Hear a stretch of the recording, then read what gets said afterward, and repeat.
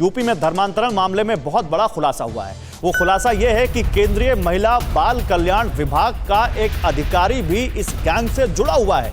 उसका कनेक्शन सामने आया है। वो अधिकारी जरूरतमंद लोगों की सूची बनाकर आरोपियों को यह सूची मुहैया कराता था ताकि ये समझ सके कौन से लोग सॉफ्ट टारगेट हैं। जैसा कि हमने आपको बताया कि जरूरतमंद, गरीब, लाचार, मूक बधिर ऐसे लोग इनके टारगेट पर होते थे।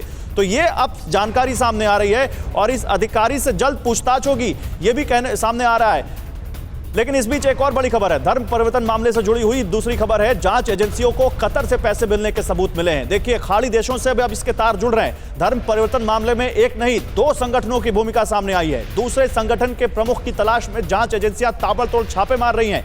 ईडी का नाम सामने आ रहा है। ईडी ने अभी ऑफिशियल नहीं, लेकिन ऐसा कहा जा रहा है कि ईडी ने भी अब इस पूरे मामले की परतें उधेड़नी शुरू कर दी हैं, क्योंकि मनी ट्रेल क्या है, आईएसआई का कनेक्शन सामने आया, आईएसआई से पैसे आ रहे हैं कुछ, और वो भी पर्सनल अकाउंट में आ रहे हैं। खाड़ी देशों से पैसे पर्सनल अकाउंट में आ रहे हैं। तो आखिर ये जो मनी ट्रेल है ये कहां तक जुड़ा हुआ है, और केवल यूपी, दिल्ली या देश भर में इनके तार फैले हुए हैं। अब इसके ऊपर भी अब जांच एजेंसियां अब अपनी नजर गड़ा रही हैं। अब उन्होंने इस मुद्दे पर भी जांच शुरू कर दी है। लेकिन धर्मांतरण मामले में अब तक हुआ क्या, ये समझिए। धर्मांतरण मामले में विदेशी फंडिंग की जांच शुरू हो चुकी है। ये विदेशी फंडिंग क्यों हो रही थी, विदेशी फंडिंग का मकसद क्या था, और इस धर्मांतरण के रैकेट को कितना पैसा मिला। कुल रकम का बड़ा हिस्सा पाकिस्तान और कुछ गल्फ कंट्रीज यानी खाड़ी देशों से आया है, और उसकी जांच की जाएगी कि ये कौन कौन से देश हैं और कौन कौन से संगठन हैं जो पैसा दे रहे हैं। मनी ट्रेल का आईएसआई से लिंक तलाशने में भारतीय एजेंसियां जुट गई हैं, क्योंकि यूपी पुलिस ने खुद आईएसआई का नाम लिया।